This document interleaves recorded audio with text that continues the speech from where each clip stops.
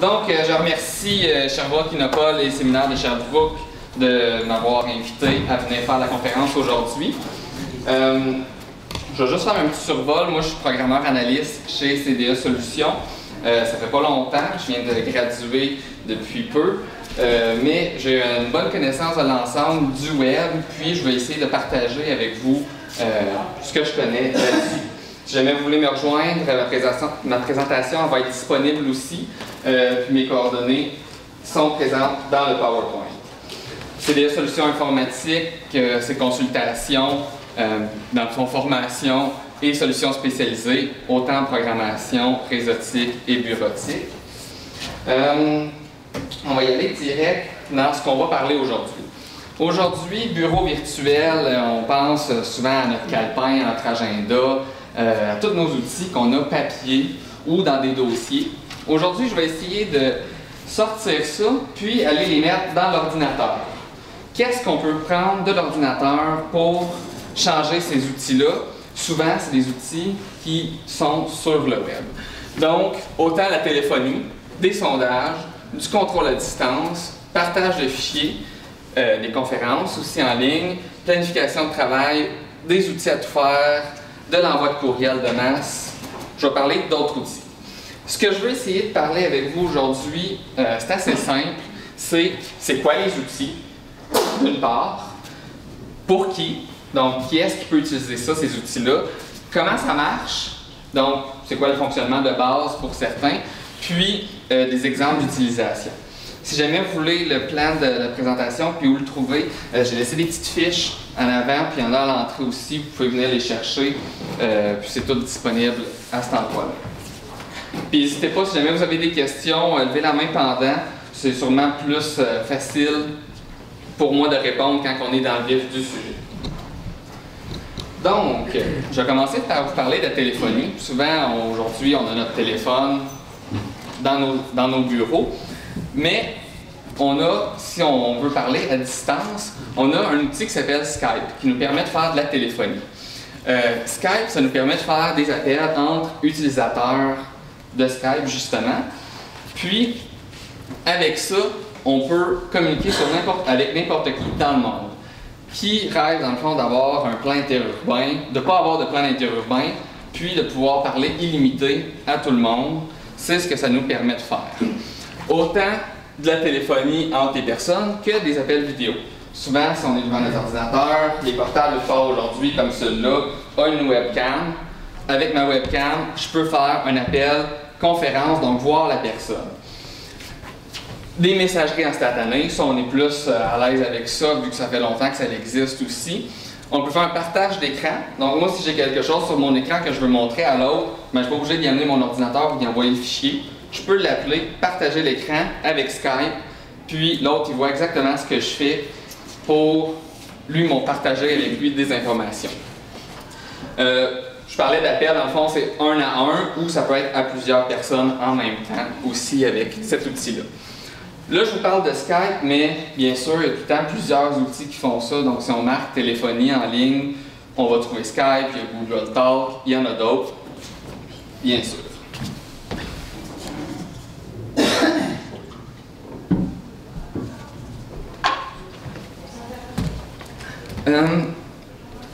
Donc, ce qui est intéressant aussi avec cet outil-là, c'est oui, on peut se téléphoner d'utilisateur Skype et utilisateur Skype, mais ça peut aussi nous permettre de se débarrasser d'un outil, qui est notre téléphone physique.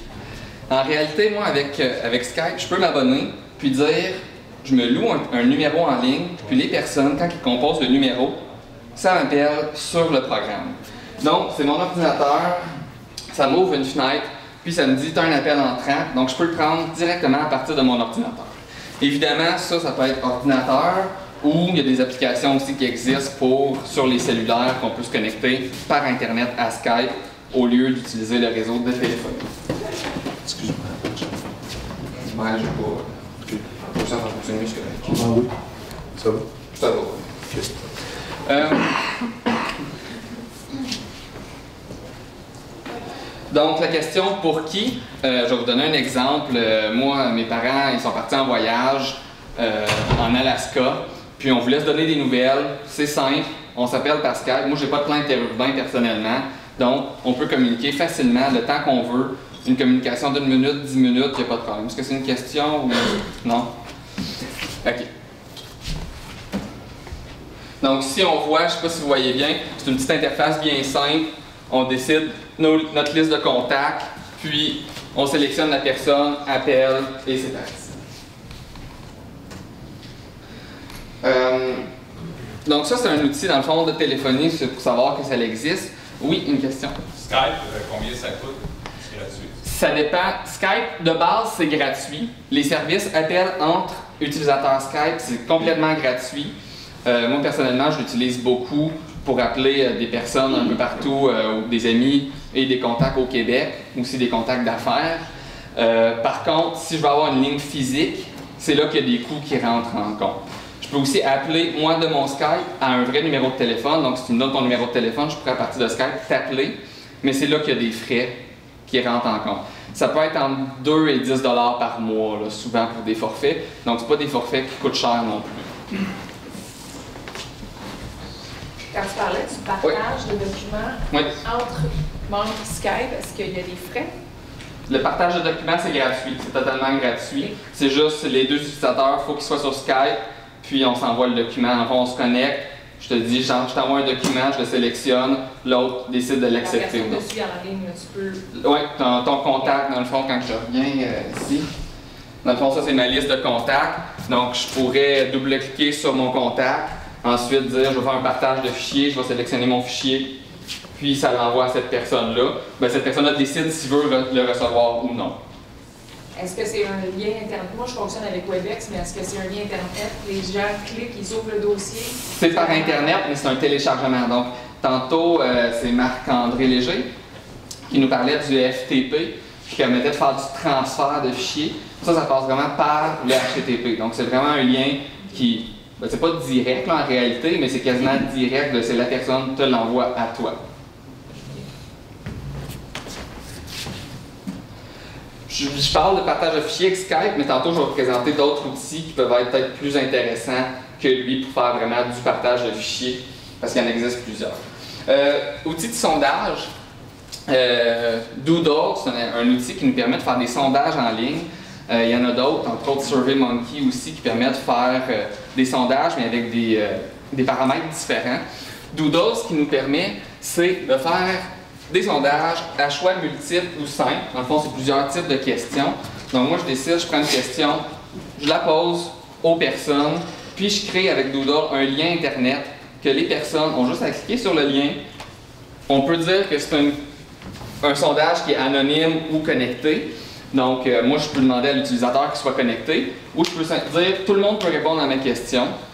Puis, ensuite, au bout d'un certain temps, je peux aller chercher les résultats. Donc, si je viens ici, je voulais vous montrer comment ça marche, pour vous montrer à quel point c'est simple, c'est là que je vous montre.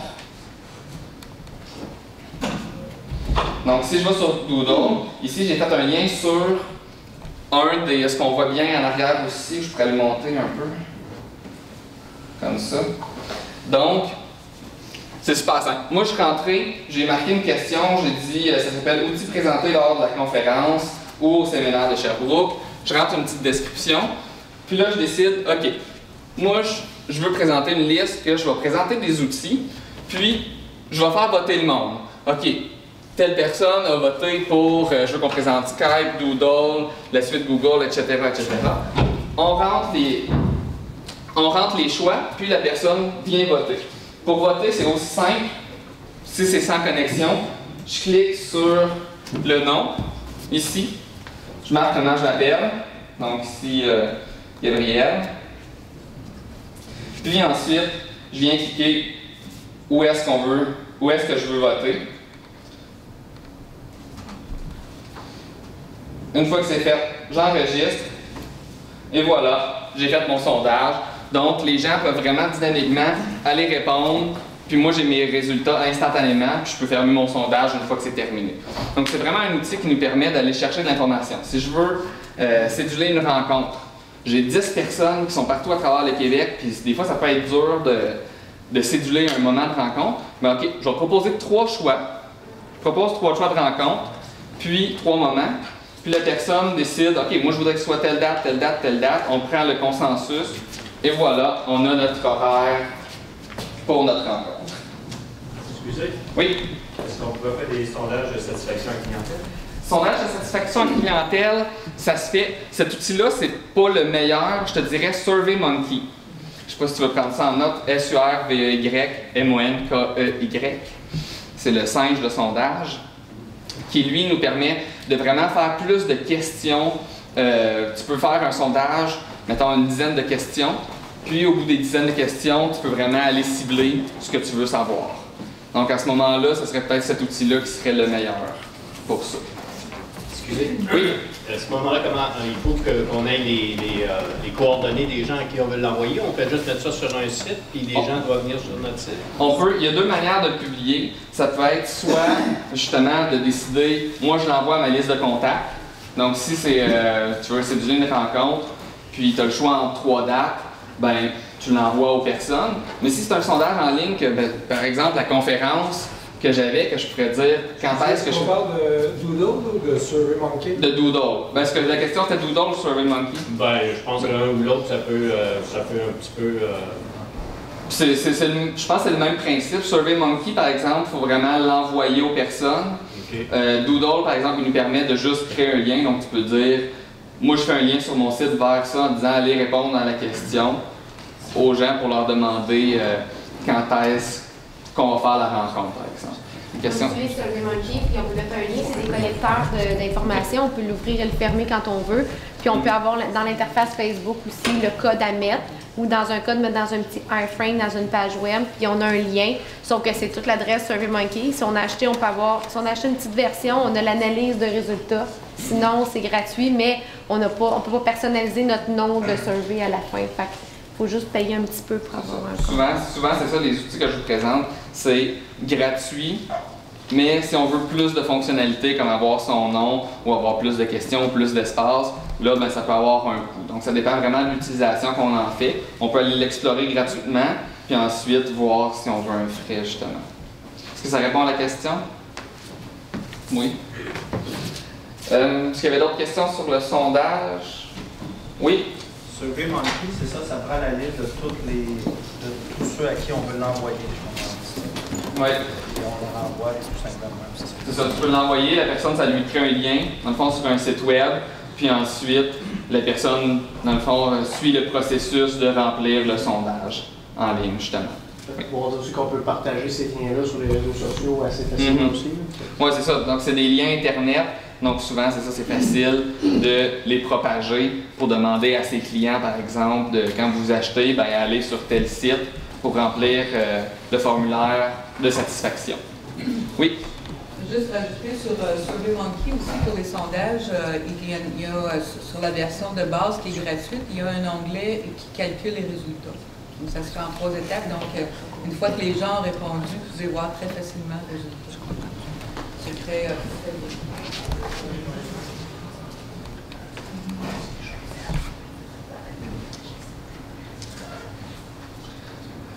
Maintenant, contrôle à distance. Un outil qui est très puissant aujourd'hui. On n'est pas tout le temps dans le bureau de quelqu'un. Parfois, on veut voir ce que l'autre fait. On veut être capable de faire pour l'autre, pour montrer comment faire un processus. Maintenant, on n'est plus obligé d'aller dans le bureau de la personne puis aller tenir sa souris pour le faire. On a des outils de contrôle à distance, entre autres TeamViewer, que je vais vous parler, qui nous permet de faire ça. Donc, TeamViewer, ça permet de, je me connecte, tu es à ton bureau, je me connecte chez toi, à ton bureau, mais à partir d'ici. Puis, je vois tout ce que tu as sur ton écran, puis je peux contrôler tout ce qu'il y a sur ton écran. Avec ça, on peut aussi faire le partage de fichiers. Encore une fois, c'est un outil qui permet de le faire. C'est peut-être pas l'optimal, mais on peut toujours le faire avec ça, comme Skype. Puis on peut aussi faire des réunions. Donc moi, si j'ai une présentation à faire, juste un PowerPoint, puis je veux parler aux gens en même temps, ben je peux créer une réunion avec TeamViewer, puis dire connectez-vous à mon ordinateur, on voit ce que je fais, donc je peux présenter c'est quoi le processus, un processus, puis ensuite les gens peuvent communiquer avec moi avec le micro. TeamViewer, j'ai fait des petites captures d'écran. Si j'ai le temps à la fin, je vous ferai une petite démonstration. J'ai mis mon ordinateur au bureau, je l'ai rendu disponible pour faire une connexion. Puis je vous montrer à quel point c'est simple. C'est vraiment, tu as une petite fenêtre. Ça, de base, c'est gratuit. Pour une utilisation commerciale, par contre, il y a des frais. Je ne me rappelle plus exactement c'est combien, mais c'est tout marqué sur leur site, là. Donc, on a la fenêtre de base qui nous donne un numéro identifiant, puis un mot de passe. Le numéro identifiant, dans le fond, si je veux me connecter à votre ordinateur, je prends votre numéro identifiant, je marque votre mot de passe, j'indique si je veux faire du contrôle à distance ou du transfert de fichiers. Souvent, ça va être plus pour le contrôle à distance. Puis, la personne accepte le contrôle. Là, ici, on ne voit pas très bien, mais ce que je voulais illustrer, c'est dommage parce qu'elle est tout le temps grisée, cette fenêtre-là, c'est quand mon ordinateur est contrôlé. On peut se demander, est-ce que c'est sécuritaire, tout ça? Ben oui, c'est sécuritaire parce que la personne, j'ai toujours accès à qui est connecté à mon ordinateur, puis je peux toujours dire, oh, tu vas trop loin, moi je te déconnecte d'un seul clic. Donc, c'est vraiment la personne qui reçoit la connexion, il y a tout le temps le contrôle de ce qui se passe. Est-ce qu'il y a des questions là-dessus avant que je passe à un autre sujet? Oui? Est-ce que ça interfère avec les droits de la personne, ça? Ou... Avec les droits de la personne? Les droits de la personne? Le privé? Ben, non, parce que tu donnes accès, dans le fond, c'est quand tu autorises la personne à se connecter à ton ordinateur. Okay. Donc, si tu l'autorises, c'est toi qui est responsable de ça. Mais, donc, c'est ça, tu sais, ça dépend. Ça dépend c'est quoi l'utilisation. Tu sais, ça peut être utilisé parce que moi, je veux que la personne débogue mon ordinateur à distance. J'ai un problème avec mon ordinateur, mais mon technicien, il est à Québec, moi, je suis à Montréal. C'est peut-être difficile, mais là, je vais aller me connecter à distance avec TeamViewer. Puis là, je peux aller voir, OK, je vais aller changer les configurations. Pareil, quand je parlais tantôt de mes parents en Alaska, à un moment donné, il y a eu un problème de courriel. Je me suis connecté avec ce programme-là, à distance. Je suis allé changer les configurations de leur courriel, puis tout a marché par la suite. Donc, c'est vraiment un outil, souvent, de débogage à distance. Vous n'allez peut-être pas l'utiliser en tant que personne qui va vous connecter à d'autres, mais ça peut être utile de savoir que quelqu'un qui est loin peut se connecter à mon ordinateur aussi. Oui? Oh! Mettons, si on fait de la formation de personnel, puis pour les premières fois, la personne commence, puis elle travaille tout seul à l'ordinateur, ça peut être bon de la voir. Si elle a un bug en temps réel avec les clients, tout ça, on peut se connecter à l'appel. Moi, je me connecte, puis je règle son problème, je l'aide. Effectivement, c'est un très bon exemple de ça, de dire les personnes veulent savoir ce qui se passe dans peu importe le domaine qu'elle va faire, ça peut être la formation sur ordinateur, tu peux aller voir ce que la personne fait, puis lui dire « Ah, ici, tu avais une erreur » à place d'essayer de t'imaginer le doute dans ta tête. Parce que parfois, c'est quelque chose qui peut être difficile justement quand on fait du débogage ou de la formation.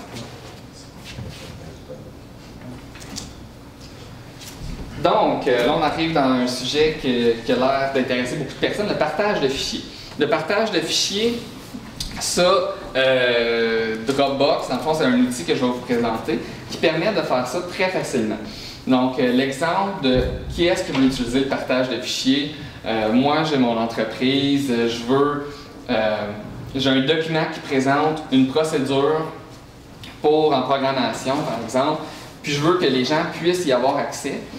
Je peux aller le mettre sur Dropbox, puis partager ce fichier-là avec d'autres personnes. Je peux décider avec qui je le partage ou je peux le partager avec tout le monde en ligne. Donc, ce que Dropbox permet, c'est de faire le partage de fichiers, créer des liens de téléchargement. C'est ce que j'ai fait avec le PowerPoint, puis le plan de la présentation. J'ai fait un lien de téléchargement que je vais vous montrer tantôt ici. Puis, il y a beaucoup de modules complémentaires sur Dropbox. C'est un outil qui est quand même très gros. Puis, il y a beaucoup de personnes qui se sont intéressées à cet outil-là. Donc, il y a beaucoup d'utilitaires. Donc, si le programme de base ne permet pas de faire ce que je veux, il y a souvent des personnes qui ont développé des petites applications qui permettent de le faire. Entre autres, Drop-it-to-me. Dropbox, c'est un outil qu'il faut se connecter pour aller déposer des fichiers. Donc, moi, si j'ai besoin que quelqu'un m'envoie un fichier pour, mettons, une maquette pour un site web qu'il faut que je développe, je peux lui dire, va le déposer sur mon Dropbox. Mais si la personne n'a pas de compte, ça peut être compliqué, il n'y a pas le goût de se créer un compte. Drop-it-to-me permet de faire ça, permet de dire, va te connecter sur ce site-là, puis dépose le fichier, ça va le mettre directement dans mon Dropbox. Donc, des utilitaires comme ça, il y en a beaucoup.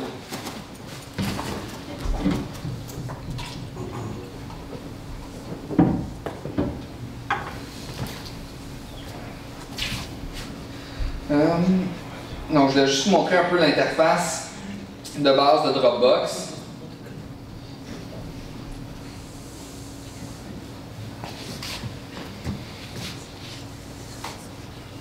Y a-t-il des questions en même temps pendant que... Ouais. J'ai une question. Si un fichier est volumineux, comme par exemple une boîte de courriel, pour savoir 4 mégaoctets maximum, est-ce qu'on peut passer par le Dropbox et dire, bon, ben regarde, je t'ai laissé sur un Dropbox un fichier, c'est là que tu vas aller le chercher? Effectivement.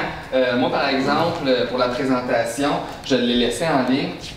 Là, ici, quand on regarde, je ne me suis pas authentifié, j'ai juste cliqué sur un lien. Si on revient sur la présentation, j'ai cliqué sur le lien ici, qu'on voit, qui a été coloré. Puis, si je reviens sur le site, on voit que je ne suis pas connecté. Il est marqué « Se connecter », donc je ne suis pas connecté. Puis, j'ai accès au fichier, dans le fond, de mon plan de la présentation. Puis, j'ai mon PowerPoint aussi ici. Donc, si le fichier est trop volumineux, je peux dire « Va chercher le fichier sur tel lien », puis la personne peut y accéder. Si c'est plus confidentiel, ça c'est sûr que là, je l'ai partagé, puis n'importe qui sur Internet peut y accéder. Si c'est plus confidentiel, je peux créer un lien, mais qui est disponible juste pour cet utilisateur-là, pour cette personne-là. J'ai une autre question. Si par exemple, la personne a un pare-feu qui empêche les fichiers MP3, par exemple, et puis on ne peut pas y envoyer un fichier MP3 sur son adresse de courriel, on peut-tu l'envoyer sur le Dropbox, le fichier MP3, ou le MP4 qui puisse aller le chercher après ça? Tu peux envoyer n'importe quoi dessus, c'est tant que ton réseau permet de l'envoyer. Par contre, qu'est-ce qui bloque son MP3? Est-ce que c'est son pare-feu?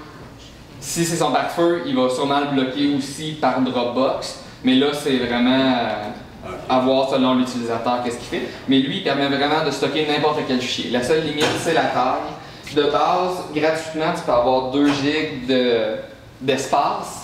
Puis, si tu veux avoir plus d'espace, ben là, à ce moment-là, on peut payer un peu plus. Tu peux compresser tes fichiers? Tu peux compresser tes fichiers puis les mettre là-dessus avant aussi, bien sûr. Question en arrière? C'est quoi la différence entre ça et, exemple, FireFTP, qui est le module complémentaire de Mozilla Firefox? FireFTP, ben, je connais pas, mais j'imagine que de nom, FireFTP. Le stockage de données, c'est un peu la même chose. FTP, tu peux stocker dessus? Oui.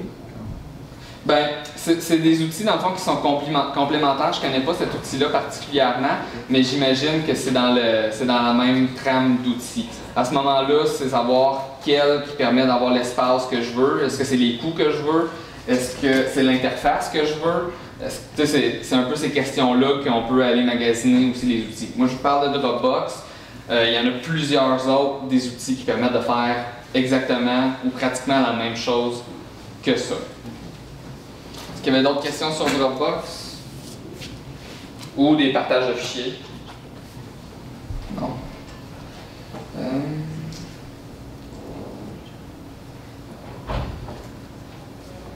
OK. Donc, je vais encore changer une autre fois d'outil. Je vais vous parler d'un outil de conférence. Dans le fond, une conférence en ligne, parfois, encore une fois, on peut être à Montréal, à Drummondville, à Québec, n'importe où dans le monde. Puis on peut dire, moi, je veux parler aux gens. Un petit peu comme Skype, c'est le même principe de on se parle ensemble, mais là, c'est plus type présentation. Donc, moi, je suis un présentateur, je veux donner une conférence comme aujourd'hui. Je peux aller sur AnyMeeting, puis organiser une conférence avec beaucoup de personnes. Ce qui se passe, c'est que je peux partager ce que j'ai sur mon écran, je peux partager ma webcam, je peux aussi partager des fichiers en même temps.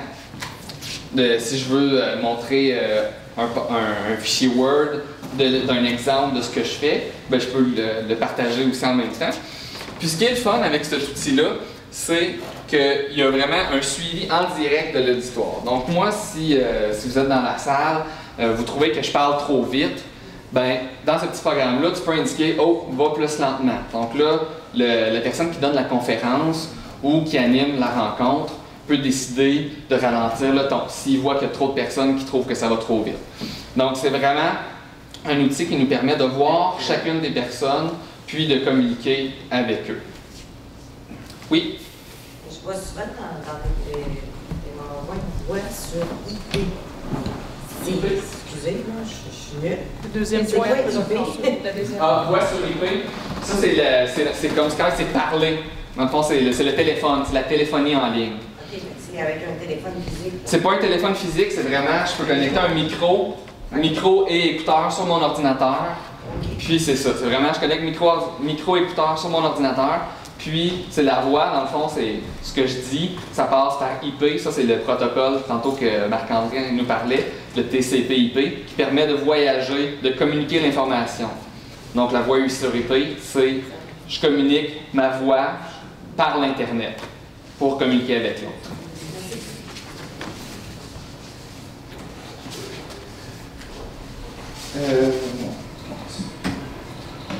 Maintenant, parce qu'il y avait d'autres questions sur l'e-meeting ou des outils de conférence en ligne. C'est sûr, ça revient des outils qui sont complémentaires un peu avec Skype, mais c'est vraiment selon ce qu'on veut faire. Parfois, il y en a un qui est meilleur que l'autre. Encore une fois, c'est un outil qui est gratuit, qu'on peut avoir jusqu'à 200 personnes qui sont dans la conférence gratuitement.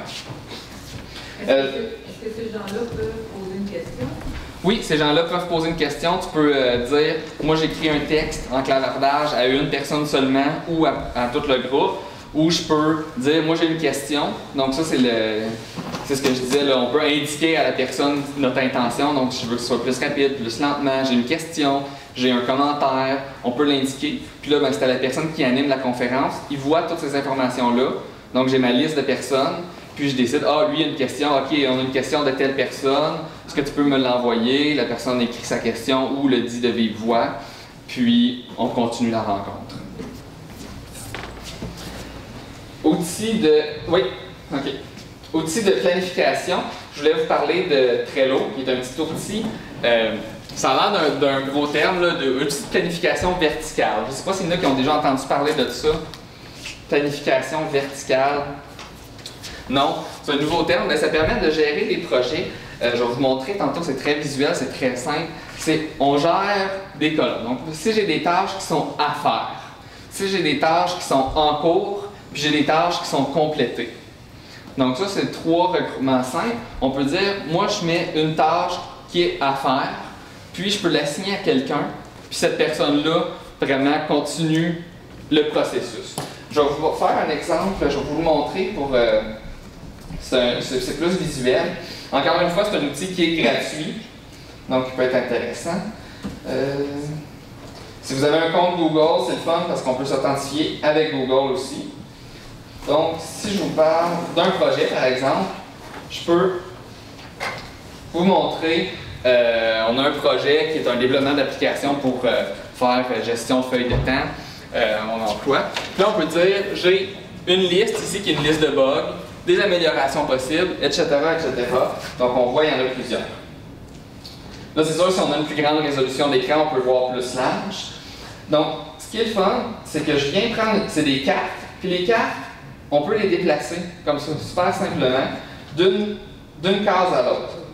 Moi, je peux dire, j'assigne la carte, si je peux cliquer dessus, j'ai un détail, puis je peux dire, j'assigne la carte à quelqu'un. Donc, je dis, toi, c'est toi qui s'occupe de cette carte-là. Puis, tout se fait en temps réel. Donc, on a vraiment des indicateurs visuels de c'est quoi qui est en train de se faire, qu'est-ce qui reste à faire, etc. Donc, c'est un outil qui nous permet, qui est très visuel, très simple d'utilisation. Je peux dire, cette liste-là, je veux qu'elle soit à gauche ou à droite. Je peux tout le temps le faire, je peux gérer mon équipe, puis savoir en temps réel qui est rendu à faire quoi dans l'entreprise, justement.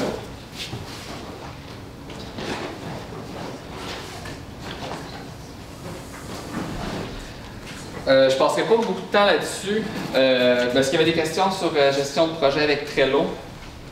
Il n'y a pas plus d'échéancier là-dessus. C'est pas une gestion des échéanciers, c'est plus gestion de projet par tâche. Ça, c'est une nouvelle approche. Je ne sais pas s'il y en a qui ont entendu parler du Scrum, qui est une approche qui est plus par tâche. Donc, on regarde pas quand est-ce qu'on fait les tâches, on regarde qu'est-ce qui est fait, puis dans quel ordre. C'est un petit peu plus ça que ce programme-là, il va amener comme approche. Évidemment, on a parlé beaucoup d'outils distincts. Il y a des outils qui permettent de tout faire ensemble. Là, j'ai marqué TeamLab ou Contact Office qui s'en est. Je ne passerai pas plus de temps là-dessus, il ne reste plus beaucoup de temps. Sinon, il y en a qui peuvent vouloir faire de l'envoi de courriel de masse. Donc, si j'ai un journal où je veux envoyer des nouvelles à mes clients, si j'ai 2000 clients, ça peut devenir lourd d'envoyer des courriels et de savoir c'est quoi l'impact de mes courriels. Donc, des outils comme le courrieleur ou MailChimp nous permettent de voir qui est-ce qui a ouvert mon courriel. Donc, tu sais, si j'envoie mon courriel à 20 000 personnes ou à 2000 personnes, qui est-ce qui a ouvert mon courriel? Qui est-ce qui est allé voir les liens dans mon courriel? Ça permet vraiment d'aller chercher des statistiques de est-ce que mon courriel a du succès, puis qu'est-ce qui a du succès à l'intérieur de celui-ci. J'ai une question par rapport au courrieleur. Est-ce que le fait qu'on envoie par le courrieleur, est-ce que ça élimine justement le bulk? Le bulk qui se rajoute en avant du courriel, là, le bulk qui c'est que souvent quand on envoie par Outlook, on envoie à 500 à la fois. Là. Bon, là, à un moment donné, ça vire bulk. Et puis ça vire en spam. C'est ça, souvent, eux autres sont dans les listes qui ne sont pas du spam, donc ça te permet d'accepter plus facilement des courriels, en effet. Mais le mot bulk, il va-tu se rajouter pareil? Ça, je peux pas dire. J'ai pas fait l'essai de voir si c'était un bulk ou pas, mais c'est sûr que ces listes-là, ça, c'est des compagnies qui sont reconnues par les serveurs de courriel pour dire que ça, c'est des bons courriels, parce que les gens, ça, c'est des outils qui sont payants par contre, fait que les gens, ils payent pour cet outil-là, fait que c'est souvent plus, ça passe mieux dans les adresses courriel. Oui? Ils font beaucoup attention à où tu as été chercher ton adresse courriel. Par exemple, sur MailChimp, si tu n'es pas capable de dire pourquoi tu as eu accès à cette adresse courriel-là, ben, ils vont te causer des problèmes. Ils vont t'empêcher d'envoyer le courriel à ta liste qui n'est pas authentifiée, qui n'est pas validée. Donc, il faut qu'on dise, par exemple, j'ai reçu ces courriels-là dans le cadre d'une enquête de satisfaction. Donc, ces gens-là ont un retour. OK. Donc c'est ça, les autres ils ont une sécurité, puis c'est ce qui permet justement de confirmer que c'est des listes de courriels, ben, c'est des fournisseurs qui envoient des bons courriels et non du spam. Ici, dans le fond, j'ai une liste d'autres outils pour ce que j'ai présenté, téléphonie, donc Google Talk, s'il y en a qui veulent des serveurs téléphoniques, Voicemail, Tel, RingCenter, SurveyMonkey qu'on a parlé aussi tantôt. Contrôle à distance, etc. Donc, c'est vraiment des outils qui peuvent valoir la peine, si c'est quelque chose un domaine qui vous intéresse, d'aller rechercher plus avec d'autres outils. C'est ce qui complète ma présentation. Est-ce qu'il y a des questions sur n'importe quel sujet ou autre? Oui? TeamViewer, il s'active ça avec un téléphone intelligent? Peux-tu se connecter à distance? Si on peut se connecter à partir d'un téléphone, je ne sais pas s'ils ont une application mobile de TeamViewer, mais vu que c'est du partage d'écran, je doute qu'avec un écran de cellulaire, tu veux... OK. Mais sinon, on a une application que tu peux contrôler sur ton téléphone. Donc, TeamViewer, dans le disais, je me suis rendue disponible pour pouvoir accéder à mon bureau. Si je me suis restée accrochée sur le piton que je suis disponible, mes collègues peuvent accéder sur mon poste. Ça prend un mot de passe, bien sûr. Il faut que je sache c'est quoi le code d'utilisateur. Dans le fond, c'est à quel ordinateur je veux me connecter. Donc, tu sais, si vous ne savez pas c'est quoi le code de mon ordinateur, d'une part, vous ne pouvez pas y accéder. C'est mes collègues qui ont travaillé, j'ai leur identifiant. Ben, puis tu as un mot de passe aussi. OK. Donc, ce mot de passe-là, c'est toi qui le gères. C'est sur ton ordinateur, donc c'est toi, tu peux dire, moi, je désactive la connexion, ou je peux dire, ben, je change mon mot de passe, puis je le rechange. C'est toi qui décides de ce que je partage ou non mon mot de passe aussi. Donc, moi, par exemple, je l'utilise, si je suis de chez moi, j'ai besoin d'accéder à mon ordinateur au bureau, ben, j'utilise TeamViewer avec le mot de passe que juste moi qui connais, puis je me connecte à mon ordinateur au bureau de cette manière-là. Est-ce qu'il y a d'autres questions? Oui? Pour Dropbox, est-ce que tu sais si maintenant ils gèrent les permissions par usager, c'est-à-dire permission à l'écriture, en effacement de fichiers, tout ça? Je sais que tu peux faire des permissions par usager. Je dirais que oui, pour chacun des fichiers. Tu peux décider qui a accès à quoi. Pour ce qui est d'écriture, j'imagine que ça vient aussi là, avec, là, oui. Puis ça, ils ont des outils, parfois aussi pour éditer, dépendant c'est quoi le type de fichier, pour éditer le fichier à l'intérieur même de Dropbox. D'autres questions? Merci beaucoup. Bonne question. La présentation, on va pouvoir aller la chercher sur ton site? Oui, sur le site, on va la rendre, je pense qu'elle va être envoyée par courriel. Sinon, on va la rendre sur le site de CDE Solutions. Sinon, dans le plan, j'ai laissé un lien vers justement le site que j'avais tantôt. Info en commercial. Ici, c'est cette adresse-là. Gabriel, on va envoyer à tous les participants un lien vers le SlideShare de Sherbrooke-Nopal. Là, toutes les présentations vont être disponibles, vous allez pouvoir les regarder là.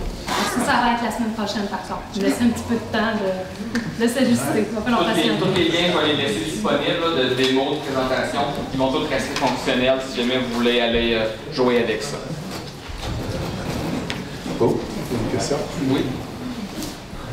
Oui. Je voudrais savoir, pour partage d'agenda, qu'est-ce que vous proposez qui est le plus simple, c'est plus rapide, plus efficace? C'est qu'est-ce que vous utilisez comme application? On avait Outlook, là, mais c'est pas évident. Outlook, partage d'agenda, c'est parce que partage d'agenda, sinon, tu as l'option Google Agenda qui permet de le faire aussi, puis avec des partages. Sinon, c'est vraiment une meilleure. Moi, j'en connais pas d'autres qui permettent d'avoir une bonne flexibilité. Là. Okay. Moi, c'est Outlook, puis Google Agenda, c'est les deux que j'utilise, puis je suis satisfait avec ça. Oui? Moi, tu m'as vraiment mélangé, parce que je voudrais savoir qu'est-ce que j'ai besoin de savoir de mon ordinateur pour me connecter à un autre ordinateur. Pour le contrôle à distance? Je suis vraiment nulle, moi, là. En fait, ça dépend qu'est-ce que tu veux faire. Si tu veux connecter à un autre ordinateur pour parler... Par exemple, j'ai un ordinateur à mon bureau, et j'en ai un autre à un autre bureau chez moi. Oui. Si je veux aller d'un à l'autre, parce qu'au bureau, je suis en réseau. Oui. Et donc, si les deux sont sur Internet, avec TeamViewer, tu peux t'installer TeamViewer de part et d'autre, puis avec les codes d'accès, tu peux te connecter dans un sens ou dans l'autre. Le code d'accès, je vais l'avoir quand on... C'est ça, quand il va être ouvert sur la fenêtre que je montrais tantôt, là, Celui-là que tu disais que si tu avais le temps, tu pourrais faire un essai, hein? Oui, c'est ça. Mais là, on est court dans le temps. Ça veut dire qu'il faut que j'ouvre mon ordinateur au bureau, je vais activer TeamViewer, tu vas pouvoir aller voir, puis ils ont des bons guides sur leur site, justement pour vous montrer comment faire, comment l'utiliser. Si je ne suis pas capable, je t'appelle. Tu peux nous appeler, oui. Est-ce qu'il y a d'autres questions? Oui. Une question? Oui. Peux-tu l'allumer à distance, l'ordinateur? S'il est fermé, non, malheureusement. Mais si tu es connecté, tu peux décider de le redémarrer. Merci beaucoup, M. Mayotte.